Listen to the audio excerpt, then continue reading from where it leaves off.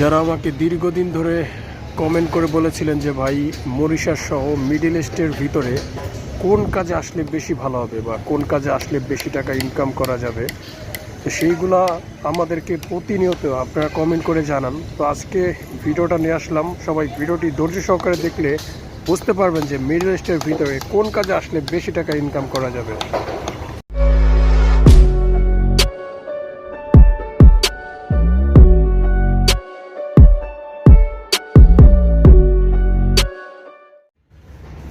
আসসালামু আলাইকুম, আশা করি ভালো আছেন সকলেই।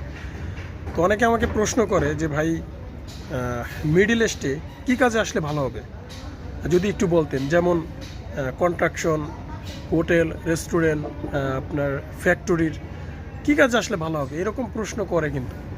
তো আজকে কাজ করতেছি আর ভাবতেছি, তো যদি লাইভ প্রমাণ দেখাই বা ভিডিওর ভিতরে যদি আমার সাথে কোনো কিছু দেখাই তাহলে অবশ্যই বিশ্বাস করবে এবং চোখে দেখতে পারবে যে এই সমস্ত কাজ মিডল ইস্টে হয়ে থাকে এবং এই সমস্ত কাজের চাহিদা বেশি হয়েছে।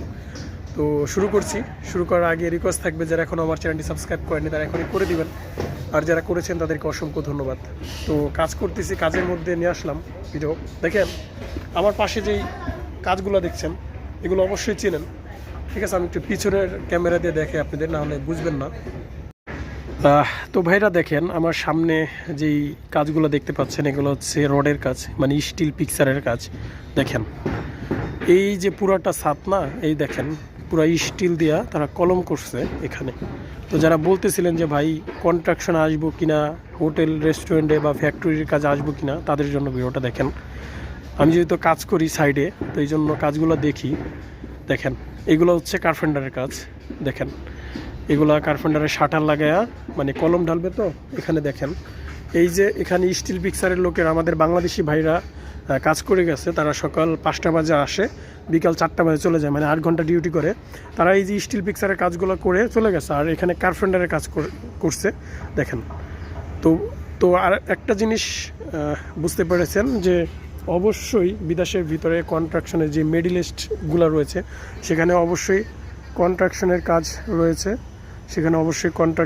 রয়েছে, এবং বিল্ডিং নির্মাণাধীনের কাজটা একটু বেশি চাহিদা রয়েছে, ঠিক আছে? একটু বেশি চাহিদা রয়েছে। যারা আমাকে দীর্ঘদিন ধরে জিজ্ঞাসা করছিলেন ভাই আমি কনস্ট্রাকশন আসবো কিনা, আসলে ভালো হবে কিনা, বেতন কেমন হবে, দেখেন এখানে মিডল ইস্টের ভিতরে কনস্ট্রাকশনের কাজের চাহিদা প্রচুর রয়েছে।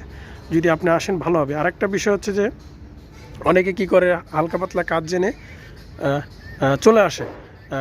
আপনাদেরকে একটু পরামর্শ দেব। দেখেন আপনি যদি ভালো কাজ জানেন এবং ড্রয়িং জানেন, আপনি যদি দেখেন বিদেশের ভিতরে ভালো কাজ জানলে 10টা 5টা লোক দিয়া দেয় সাথে, তারপর কাজ বুঝে শুনে করায়, ঠিক আছে? তো আপনি যদি ভালো কাজ জানেন, ড্রয়িং জানেন, তাহলে আপনি আসেন, আপনার ভালো স্যালারি হবে, ভালোভাবে আপনি সার্ভাইভ করতে পারবেন এই কাতারে, ঠিক আছে? তো আপনি আসেন, তাহলে আপনার জন্য অনেক ভালো হবে। দেখা যাচ্ছে আপনার সাথে 10টা 5টা লোক দিলে আপনি যদি কাজ করাতে পারেন, ওরকম যদি কাজের অভিজ্ঞতা থাকে তাহলে আসেন। শুধু বলবেন যে আমি লেবারি করছি, লেবারি করে 2-3 মাস পর আমি কাজ শিখছি, কাজ করে, এরকম হলে সমস্যা নেই। আপনি কম বেতনে করতে পারবেন যদি ভালো ড্রয়িং টয়িং জানেন। তাহলে আসেন, ভালো হবে আপনার জন্য। তো ভালো থাকবেন সবাই। আজকের মতো এতটুকুই ছিল। খোদা হাফেজ।